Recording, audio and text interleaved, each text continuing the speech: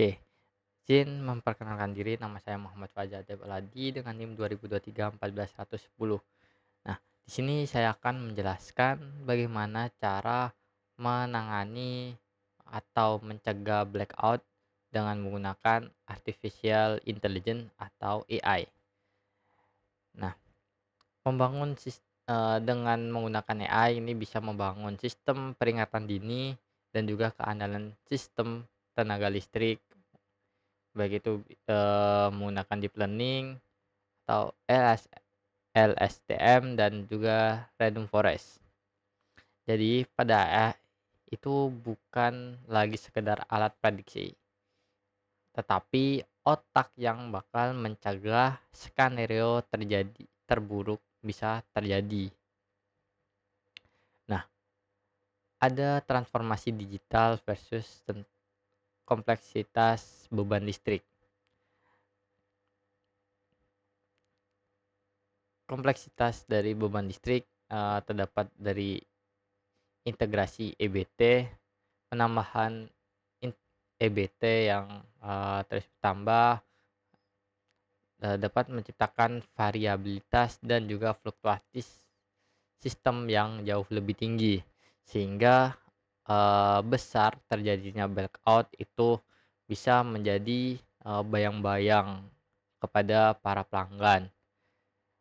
Satu gangguan kecil di suatu titik yang rentan itu dapat, menyebabkan kelumpuhan jutaan pelanggan dalam hitungan detik saja jika tidak dilakukan mitigasinya. Kemudian ada dari tuntutan, eee, dari sisi pelanggannya juga, baik itu dari segi, pelanggan seperti pabrik maupun, pelanggan-pelanggan kelistrikan lainnya. Sehingga aktivitas industri dan ekonomi digital juga, sangat bergantung pada keandalan sistemnya. Sehingga pada suatu sistem kelistrikan itu harus, memiliki keandalan yang sangat tinggi, bahkan kalau bisa sampai, 99%. Kemudian pada suatu sistem itu terdapat, eee, yang menyebabkan suatu kegagalan yang bisa merambat ke kegagalan lainnya yang lebih besar. Adapun cascade failure merupakan suatu gangguan yang, memiliki efek domino yang sangat berantai. Jadi ketika terjadi suatu komponen, yang mati, itu bisa memaksa arus berpindah, sehingga dengan adanya perpindahan arus tersebut itu menyebabkan komponen lain bisa terjadi overload dan juga dapat menyebabkan gangguan-gangguan beruntun lainnya pada suatu sistem yang, tenaga listrik yang sangat masif. Contohnya di sini ada trafo. Ketika terjadi gangguan, trafo tersebut, itu bisa menyebabkan, eee, mendapatkan beban dari, tempat lain, sehingga trafo tersebut ini bisa menyebabkan terjadinya overload. Dengan adanya trafo tersebut itu terjadi overload, sehingga bisa, menyebabkan pemicu dari, sistem proteksi dari trafo tersebut.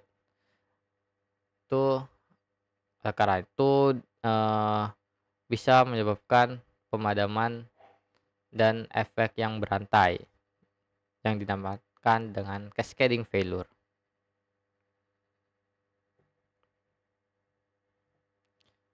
Kemudian ada transisi paradiagram dari reaktif menuju prediktif. Nah, pada, sistem proteksi konvensional, pada era sekarang, kita sangat bergantung pada suatu sistem proteksi, untuk mencegah terjadinya, permasalahan dan gangguan yang lebih besar.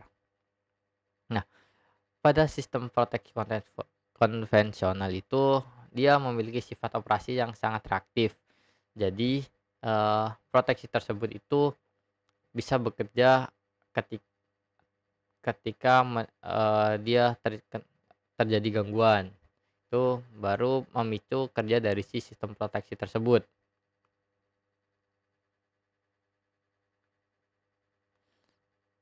Kemudian dia sebagai pemicu aksi seperti, ambang batas statisnya. Jadi, sistem proteksi konvensional itu ketika terjadi gangguan, apabila, proteksi tersebut itu sudah melewati batas dari, settingan si sistem proteksi tersebut, baru dia akan bertindak.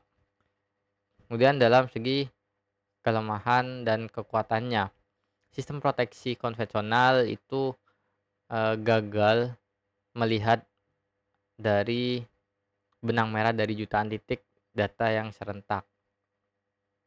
Jadi dia tidak bisa melihat, gangguan yang dilakukan secara serentak, yang terjadi secara serentak.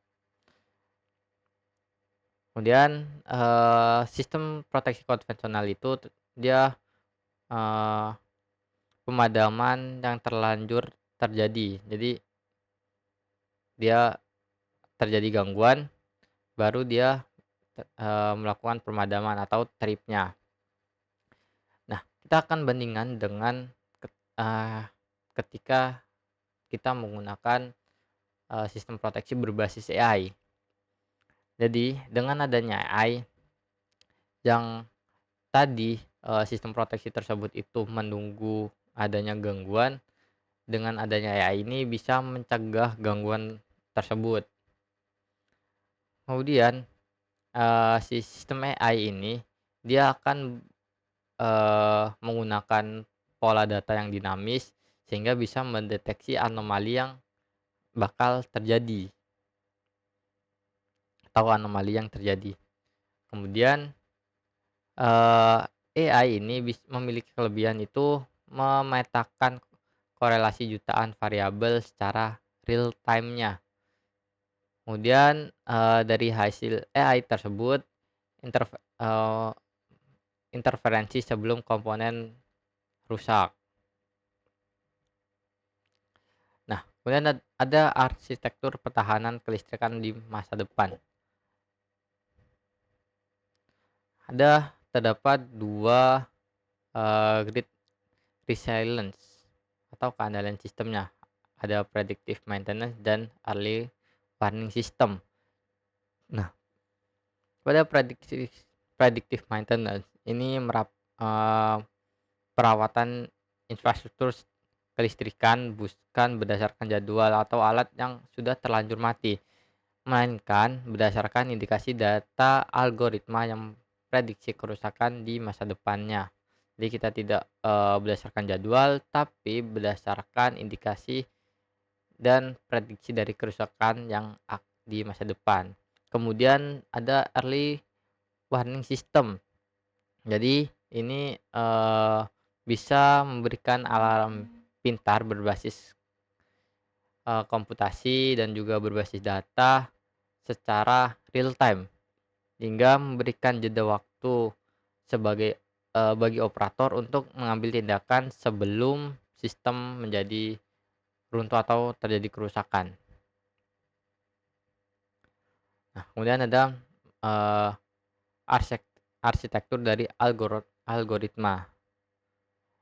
Nah, yang pertama itu berasal dari raw input data.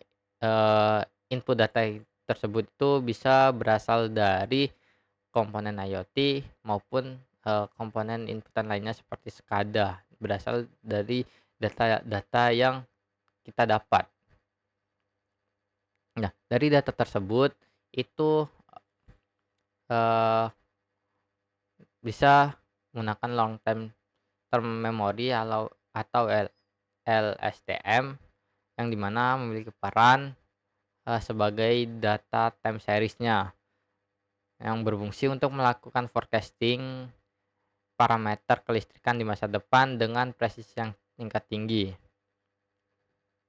2 ada random forest, yang dimana sebagai klasifikator noise yang, fungsinya itu mengategorikan status sistem saat ini secara instan ke dalam 3 fase kritis, baik itu normal, waspada, maupun kritis. Nah, dari kedua, arsitektur tersebut itu akan menjadi keluaran outputan di mana, outputan tersebut berupa rekomendasi mitigasi akurat. Nah, ini ada, arsitektur milidetiknya. Yang pertama berasal dari sumber tadi, sumbernya bisa berupa sensor fisik maupun data SCADA atau parameter-parameter lainnya. Nah, dari data tersebut itu disalurkan lagi ke ingestion atau streaming data berkecepatan yang tinggi tanpa adanya, delay. Kemudian dari data tersebut itu diproses. Nah, di mana prosesnya menggunakan AI engine.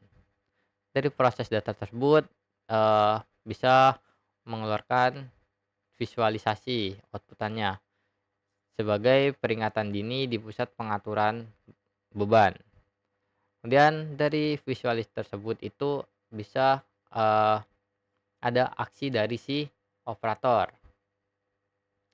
Nah, dengan, data-data tersebut itu bisa, eee, menjadikan keputusan suatu operator tersebut menjadi lebih cepat. Dan ada metrik AI dan juga dampak dari operasional. Nah, validasi model AI eee, yang pertama ada RMSE, itu ditekan sekecil mungkin untuk memastikan tingkat akurasi absolut pada prediksi nilai tegangan LSTM-nya. Dan ada recall, di confusion matrix-nya dimaksimalkan mendekati 100% pada kelas bahaya. Aturan emas, tidak boleh ada satupun potensi gangguan kritis yang terlewat oleh sistem tersebut. Dan ada indikator kerja dari PLN-nya, ada SAIDI dan SAIFI. Nah, itu bisa, SAIDI-nya bisa terjadi penurunan yang tajam dari durasi pemadaman listrik rata-ratanya. Kemudian SAIFI-nya juga bisa menurun dari frekuensi pemadaman totalnya. Nah, dari hasil akhir tersebut itu bisa meningkatkan reliability atau keandalan suatu sistem tenaga listrik. Nah, kemudian ada navigasi hambatan implementasinya. Nah, yang menjadi tantangan ada 3, ada integrasi sistem legasi, kesiapan keamanan cyber, dan juga upskilling sumber daya manusianya. Nah, yang pertama tantangan integrasi sistem legasi. Tantangannya menambah sensor pintar dan juga EWS berkecepatan tinggi ke dalam suatu sistem perangkat kelistrikan yang sudah berumur. Itu,